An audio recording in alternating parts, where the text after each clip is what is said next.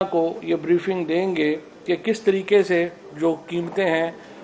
جو ہماری sensitive index جس کو کہتے ہیں کہ اس کے کیا حالات ہیں. لہٰذا اسٹیٹس ڈویژن 76 منڈیوں اور 40 شہروں کا اس کو مانیٹر کرے گی اور ہر ہفتے کابینہ کو یہ رپورٹ دی جائے گی کہ مہنگائی کی جو سچویشن ہے خصوصاً ان اشیاء کی جو کہ روزانہ کی ہمارے استعمال کی ہیں ان میں کیا بہتری آئی ہے یا کمی آئی ہے، وہ ہر ہفتے جو ہے وہ کابینہ کو اسٹیٹس ڈویژن یہ دے گی. دوسرا اہم معاملہ جو آج آیا کابینہ میں زیر بحث آیا وہ ECL کے ناموں کا تھا. جیسا کہ آپ کو معلوم ہے سپریم کورٹ نے یہ حکم دیا تھا کہ ECL کے اوپر جو نام پچھلی دفعہ کابینہ میں 172 نام جو کہ ڈالے گئے تھے آن دا ریکمنڈیشن آف JIT اس کا اثر نو جائزہ لیا جائے. جو طریقہ کار ہوتا ہے کابینہ کے پاس آنے کا وہ میں تھوڑا آپ کو ایکسپلین کر دوں کہ ہوتا یہ ہے کہ سب سے پہلے جو متعلقہ ایجنسی ہے چاہے وہ NAB ہو چاہے FIA ہو یا پھر جو بھی انویسٹیگیٹنگ ایجنسی ہے وہ اپنی ریکمنڈیشنز بھیجتی ہے انٹیریئر منسٹری کو اور انٹیریئر منسٹری پھر وہ کابینہ کو دیتی ہے اس کے اوپر عمل درآمد کے لیے. ہماری کابینہ نے ایک پرنسپل فیصلہ یہ کیا تھا کہ جب بھی JIT یا کوئی بھی انویسٹیگیشن ایجنسی جب ہمیں نام بھیجے گی تو ہم وہ نام ECL کے اوپر ڈالیں گے اور ہم نے اسی اپنی پالیسی کے مطابق جب JIT کی طرف سے نام آئے تو ہم نے وہ نام ECL کے اوپر ڈال دیے. اب ہمارے سامنے جو پریسیڈنٹس ہیں وہ بھی اس طرح کے ہم نے دیکھا ہے کہ جو شخص بھی پاکستان میں تحقیقات میں محمد و معاون ثابت ہونا تھا اس کو ملک سے فرار کرایا گیا. سب سے جو گلیئرنگ اگزامپل ہے ہمارے سامنے، سب سے جو بدترین مثال ہے ہمارے سامنے وہ اسحاق ڈار کی ہے. ایک سٹنگ فائنانس منسٹر وزیر اعظم اپنا جہاز اس کو دیتے ہیں شاہد خاقان عباسی صاحب اور وہ اس جہاز میں ملک سے فرار ہوتا اور آج تک واپس نہیں آیا. ہونا تو یہ چاہیے تھا کہ شاہد خاقان عباسی صاحب کو بھی کم از کم عدالت نوٹس دیتی اور جس طریقے سے انہوں نے ایک مجرم کو فرار کرایا اس کے تحت ان کے خلاف کرمنل کارروائی ہوتی، لیکن ابھی تک ہوا ایسا نہیں ہے. تو چاہے کوئی بھی شخص صرف اس کے عہدے کے اوپر نہیں ہے معاملہ، اس کا جو ہماری اپنی ایک بٹر مسالے ہیں وہ ہمارے سامنے ہیں. تو یہ تمام جو معاملات ہیں ان کو دیکھ کر ہی فیصلہ کیا جائے گا. لہٰذا آج کابینہ نے یہ فیصلہ کیا کہ سپریم کورٹ کے احکامات کے مطابق، کیونکہ سپریم کورٹ نے حکم دیا ہے، اس کے مطابق یہ جو لسٹ ہے یہ ECL ریویو کمیٹی کو بھیج دی جائے جو کہ وزارت داخلہ کے اندر کام کر رہی ہے اور ان سے پھر اس کے اوپر رپورٹ لی جائے اور وہ مٹیریل اگلے ہفتے کابینہ کے سامنے رکھیں گے. وہ بتائیں گے کہ کیا وجوہات ہیں کہ جس کے اوپر وہ سمجھتے ہیں کہ ناموں کو ECL کے اوپر ڈالنے پر نظر ثانی ہونی چاہیے اور اس میٹیریل کو دیکھ کر ہی جو ہے وہ پھر فیصلہ کریں گے کہ کیسا یہ معاملہ جو ہے وہ آگے چلتا ہے. اس کے ساتھ ساتھ کچھ اہم معاملات، ایک تو جو پرائیویٹائزیشن کے لیے اوپر جو 6 کے قریب جو 5 یونٹس ہیں جن کو فوری طور کے اوپر فیصلہ کیا گیا ہے کہ ان کی پرائیویٹائزیشن کو پرائیورٹی لسٹ کے اوپر ڈالا جائے گا. اس میں حویلی بہادر شاہ، اس کے ساتھ ساتھ جو ماری پیٹرولیم میں گورنمنٹ کے شیئرز ہیں اس کو ڈس انویسٹمنٹ کیا جائے گا. لاکھڑا کول مائنز ہیں، جو سروسز انٹرنیشنل ہوٹل لاہور میں بہت بڑی بلڈنگ ہے، بڑے عرصے سے پڑی ہوئی ہے اس کو، اور پھر کے الیکٹرک کی جو سیل ہے اس کے اوپر ایک جو کیبنٹ کمیٹی ہے وہ بنی ہوئی ہے، وہ اس کو جائزہ لے کے وہ بھی ایک حتمی معاملہ جو ہے اس کے اوپر پہنچے گی کہ اس کو کس طرح سے ہم نے آگے بڑھانا ہے. اور یہ جو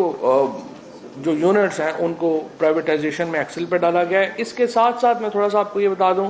پرویز خٹک صاحب کی سربراہی میں کیبنٹ کمیٹی کی تشکیل دی گئی ہے.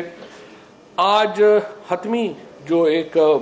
لینڈ کا آپ کو معلوم ہے ایک لینڈ بینک بنانا چاہ رہے تھے ہم، جس میں حکومت نے فیصلہ کیا تھا کہ وہ زمین جو کہ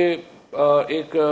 پاکستان میں وفاق اور صوبوں میں پڑی ہوئی ہے اور اس کا کوئی یوٹیلائزیشن نہیں ہو رہی ہے، لہٰذا اس کو استعمال میں لانے کے لیے جو ہے وہ کام کیا جائے. فیڈرل گورنمنٹ کی تقریباً 9,442 کنال زمین آئیڈینٹیفائی ہوئی ہے.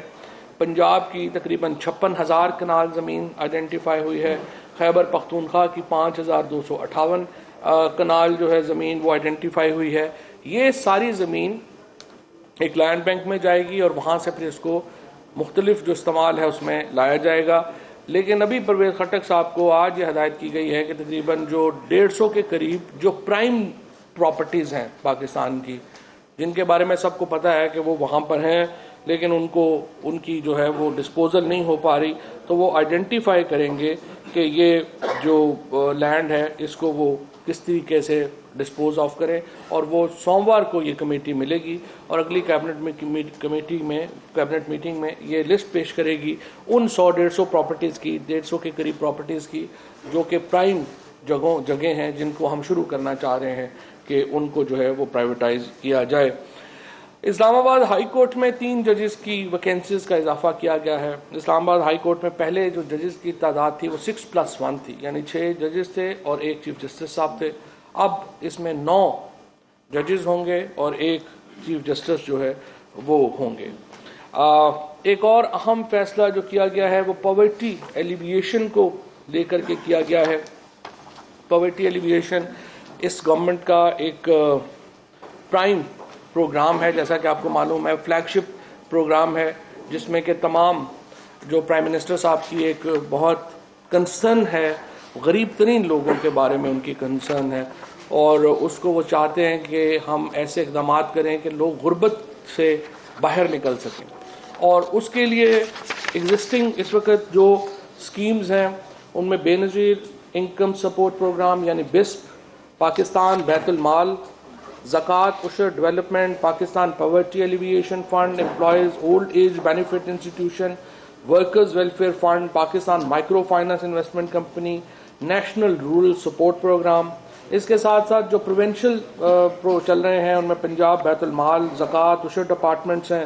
سوشل ویلفیئر ڈپارٹمنٹ ہے، پنجاب سوشل پروٹیکشن اتھارٹی ہے، پروونشل رورل سپورٹ پروگرام ہے، چائلڈ پروٹیکشن ڈپارٹمنٹس ہیں، provincial employees social security institutions ہیں. اور اس کے علاوہ پرائیویٹ سیکٹر میں بھی آپ کو معلوم ہے رورل سپورٹ پروگرام چل رہا ہے، کارپوریٹ سیکٹر جو ہے وہ اپنے پروگرام چلا رہے ہیں.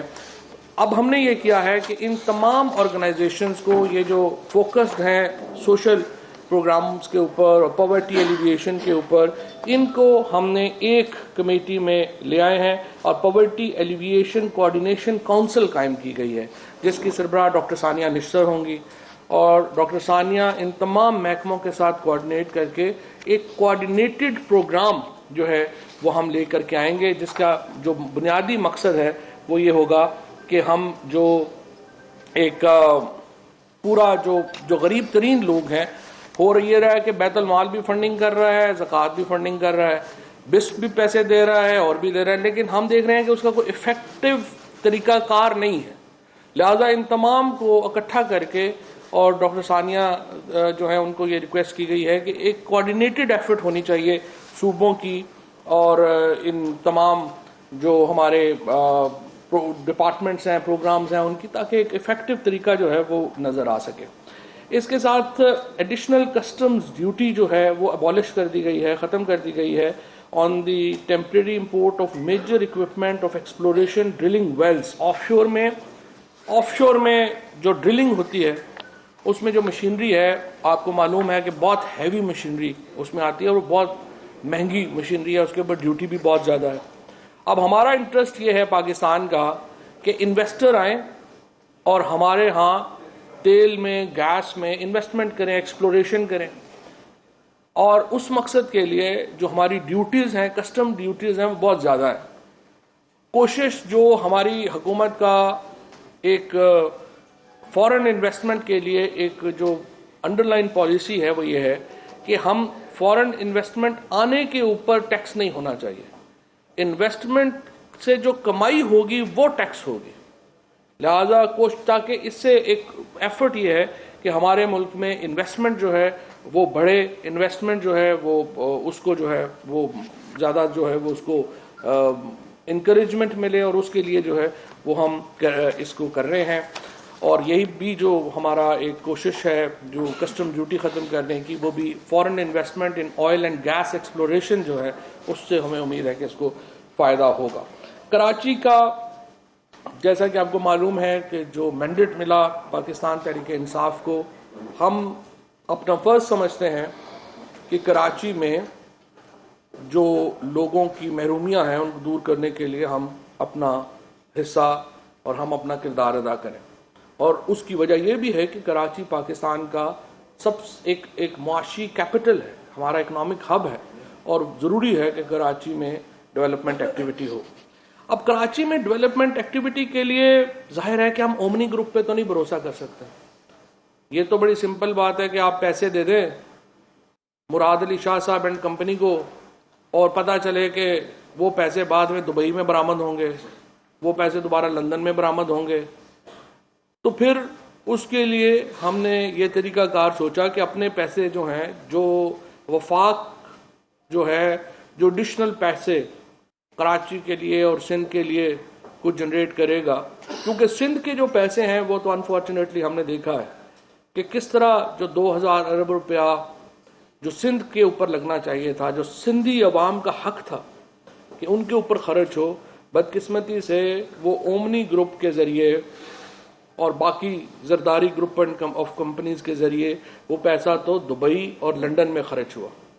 اور لوگوں کے محلات خریدنے کے اوپر خرچ ہوا، ان کی مینٹیننس کے اوپر خرچ ہوا، ان کی زندگیوں کی مینٹیننس خرچ کرنے کے اوپر خرچ ہوا، لوگوں کو پرائیویٹ جیٹس کے اوپر جو ہے وہ آنے جانے کے کرایوں کے اوپر خرچ ہوا۔ اب وہ لوگ تحریک چلانے کی بات کرتے ہیں جو زندگی میں کمرشل فلائٹ پہ لاہور سے کراچی نہیں آتے، وہ کہتے ہیں ہم تحریکیں چلائیں گے۔ تحریک نظریے کے اوپر چلتی ہے۔ جو لوگ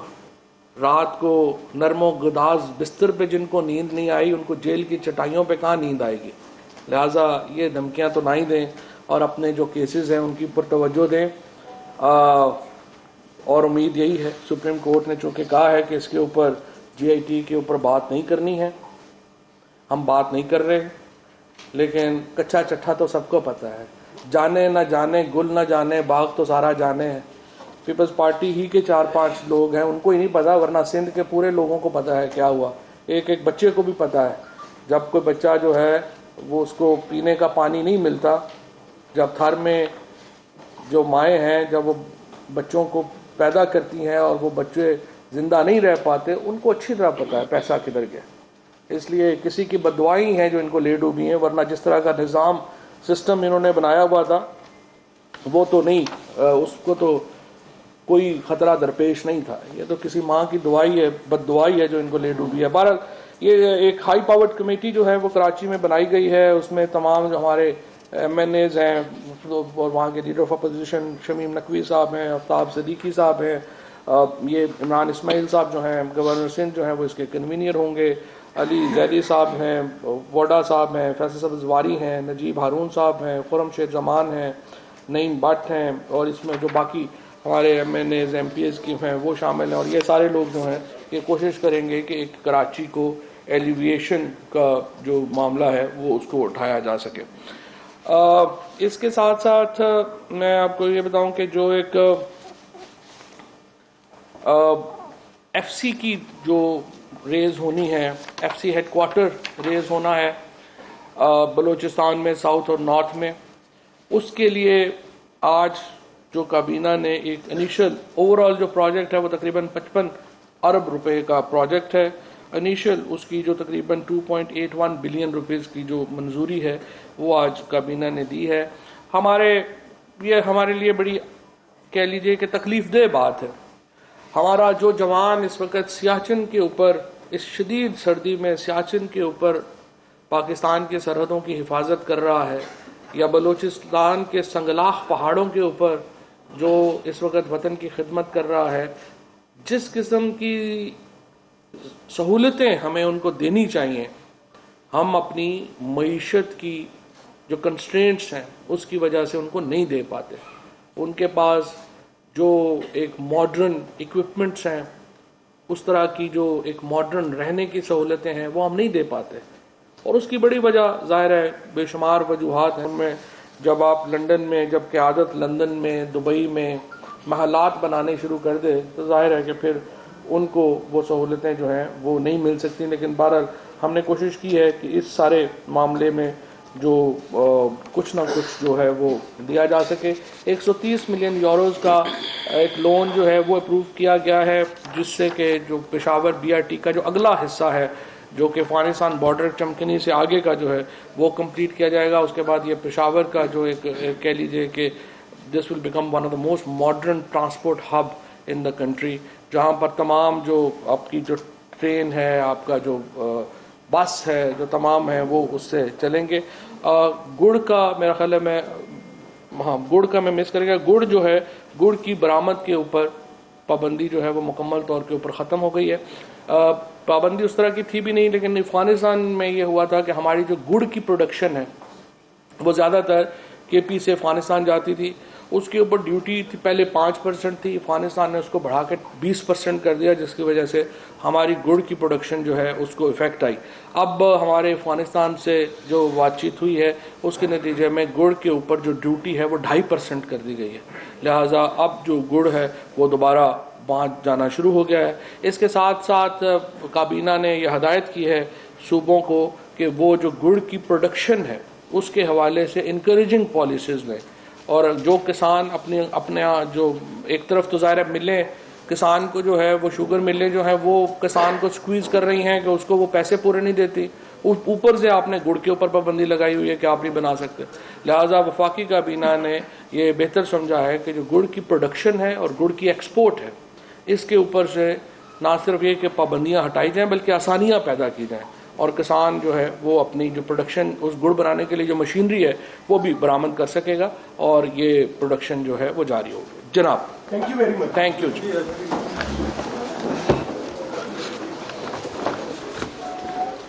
وفاقی وزیر اطلاعات فواد چودھری گفتگو کر رہے تھے. اسلام آباد میں ان کا یہ کہنا تھا کہ اومنی گروپ اور زرداری گروپ نے دبئی میں جائیدادیں بنائی ہیں. جب نام ECL میں نہیں ڈالا جاتا تو لوگ ملک سے فرار ہو جاتے ہیں. کراچی میں لوگوں کے جو مسائل ہیں ہم حل کرنے کا ذمہ دار ہے. اومنی گروپ اور زرداری گروپ کی بنائی گئی جائیدادیں اور عوام سے لوٹا گیا پیسہ واپس ملک میں لایا جائے گا. سپریم کورٹ کے احکامات کے مطابق ECL لسٹ ریویو کمیٹی کو دی جائے گی. لسٹ ECL ریویو کمیٹی کو بھیجی جائے گی اور دیکھا جائے گا کہ 172 لوگوں کے نام جو ECL میں شامل ہیں آیا ان کو نکالا جانا چاہیے یا پھر نہیں. آج وفاقی کابینہ کا اجلاس، اور اس اجلاس میں اہم ایجنڈا یہ رہا کہ 172 لوگوں کے نام جو کہ JIT رپورٹ میں آئے جن کو بعد میں ECL میں شامل کیا گیا انہیں نکالا جائے گا یا نہیں، اور اسی پر وزیر اطلاعات فواد چودھری پریس بریفنگ دے رہے تھے.